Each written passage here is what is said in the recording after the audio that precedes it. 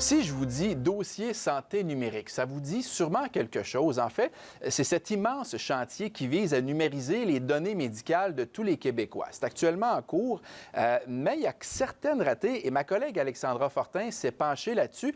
Ce qu'on comprend, Alexandra, c'est que le logiciel n'est pas tout à fait adapté au système de santé québécois. Oui, parce qu'on se rappelle que Québec avait opté pour une compagnie américaine, donc Epic Systems, qui a un logiciel qui est appliqué sur le système de santé américain. Donc, selon nos sources, le logiciel reconnaît les centres hospitaliers, mais ne reconnaît pas d'emblée les CLSC, les CHSLD, les centres de périnatalité, les centres de toxicomanie. Donc, selon ces mêmes sources, on nous dit que tout est à créer. Un autre élément qui est souligné, eh bien, il y aurait des problèmes de traduction. Je vous donne un exemple. Le mot prescription est utilisé pour désigner une référence interprofessionnelle. Dans le jargon médical, ce n'est pas du tout la même chose. Donc, selon nos sources, bien, on dit que c'est difficile de naviguer dans cette interface qui est complexe, peu intuitive, d'autant plus avec des difficultés de traduction, là. Concrètement, je dois faire à peu près une vingtaine de clics pour céduler un seul rendez-vous chez un patient. Et c'est très complexe. Chaque petit clic a son importance. Et si on en oublie un, bien là, ça peut avoir une incidence sur la visite là, qui va être cédulée chez le patient.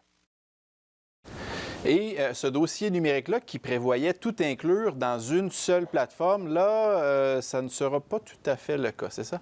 Bien, c'est ce qu'on nous vendait. On disait que tout allait être à la même place, tout centralisé. Et selon nos sources, plus on avance dans la programmation du dossier santé numérique, plus on apprend qu'il y a des choses qui ne pourront pas être intégrées. On va devoir continuer de fonctionner avec les anciennes méthodes. Par exemple, la liste de médicaments à donner aux patients en CHSLD, bien, cette liste-là devait être dans le dossier santé numérique et là, elle sera imprimée sur des cartables en carton. Et d'ailleurs, la présidente du syndicat que vous avez entendu tantôt disait qu'on avait acheté des tablettes du côté de Santé Québec pour scanner les médicaments. Tablettes qui ne seront plus utiles, apparemment. Il y a également l'hôpital de Sainte-Justine là, qui va continuer d'utiliser des anciennes méthodes parce qu'on ne veut pas fonctionner avec la nouvelle plateforme du dossier santé numérique, du moins selon nos sources. Je vous rappelle que c'est un projet de 1,5 milliard de dollars. On l'utilise à la grandeur de la province, ce contrat-là, qui pourrait être un projet là, sur 15 ans, avec déjà des dépassements de coûts de 136 millions de dollars. Ça fait réagir là, au sein des partis d'opposition.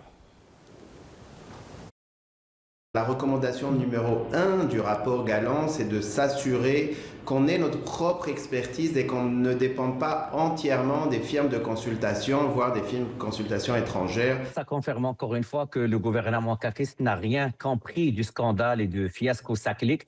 On vit les mêmes enjeux avec une autre plateforme. C'est pas la faute des médecins spécialistes, là. Visiblement, il y a des problèmes profonds.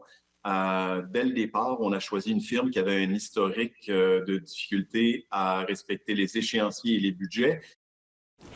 Donc, je vous invite à aller lire mon article sur la page web qui a tous les détails de ce grand reportage. Merci beaucoup, Alexandra. Donc, article qui est disponible depuis ce matin sur notre page web.